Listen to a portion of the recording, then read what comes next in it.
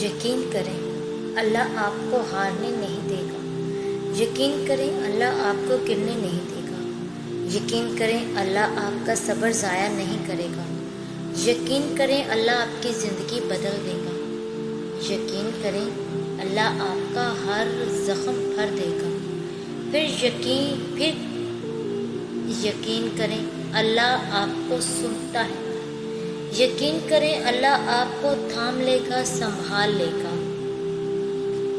لگاتار بار بار پانی کی بوند اگر ایک جگہ پر گرتی رہے ٹپ ٹپ تو پتھر میں بھی سوراخ کر دیتی ہے۔ اتنی طاقت ہے تسلسل کی زندگی میں۔ کچھ بھی اچھا کریں تو اسے جاری رکھیں۔ ایک دن بڑے بڑے پہاڑ پیچھے رہ جائیں گے اور اپنی دعائیں بھی اسی تسلسل کے ساتھ مانگتے رہیں۔ تمہارے آنسو جو تمہاری روح میں اترتے ہیں پر کسی کو دکھائی نہیں دیتے، وہ اللہ پاک دیکھتا ہے۔ وہ تمہاری تکالیف سے بے خبر نہیں ہے۔ تم نہیں جانتے لیکن وہ تمہاری حفاظت کیے ہوئے ہے۔ ہر طوفان بربادی لے کر نہیں آتا۔ جیسے حضرت نوح علیہ السلام کے لیے طوفان ہار نہیں بلکہ جیت لایا تھا، ویسے ہی تمہاری آزمائش تمہاری جیت بن جائے گی۔ آغاز میں چوٹ ہے تو اختتام میں شفا بن جائے گی۔ وہ تمہیں ایسے نوازے گا کہ نمازوں میں تمہارے گرنے والے آنسو اللہ پاک جی کی رحمت پر حیران رہ جائیں۔ بعض دفعہ دعائیں اتنی شدت سے مانگی جاتی ہیں کہ لگتا ہے کہ پوری نہ ہوئی تو سانسیں اٹک جائیں گی، سانسیں اکھڑ جائیں گی، کیونکہ کچھ دعائیں ہماری زندگی سے جڑی ہوتی ہیں۔ غم شدت پکڑ جائیں تو آنکھیں خود بخود آسمان کی جانب اٹھنے لگتی ہیں۔ تم یہاں ہو کیونکہ اللہ تمہیں یہاں لانا چاہتا تھا۔ جو کھویا ہے تم نے وہ اللہ کی مصلحت کا حصہ تھا۔ تم اللہ سے ایسے دوبارہ مانگ رہے ہو کیونکہ اللہ نے تمہیں دعا کا راستہ دکھایا ہے اور تمہارا دل دعا کی جانب موڑ دیا ہے۔ یہ سب اللہ کی مرضی سے ہوا ہے تو پریشان کیوں ہو؟ ان دعاؤں کو معجزوں میں بدلنا اللہ کا کام ہے، تو تم صرف دعا کرو جو تمہارا کام ہے۔ اللہ کے کام کی فکر چھوڑ دو کیونکہ وہ اپنے کام کرنا بخوبی جانتا۔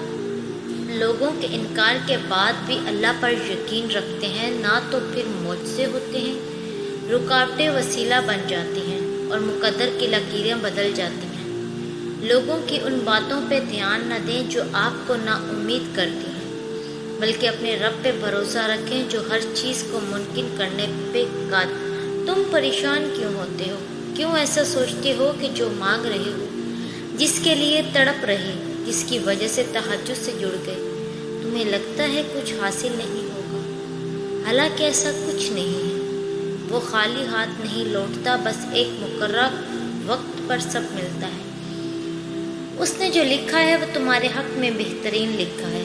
یقین رکھو، صبر کرو اور انتظار طویل کر دو۔ شکر کرو، وہ یقین نہیں توڑے گا، دل کا سکون بھی دے گا، دعا بھی قبول کرے گا۔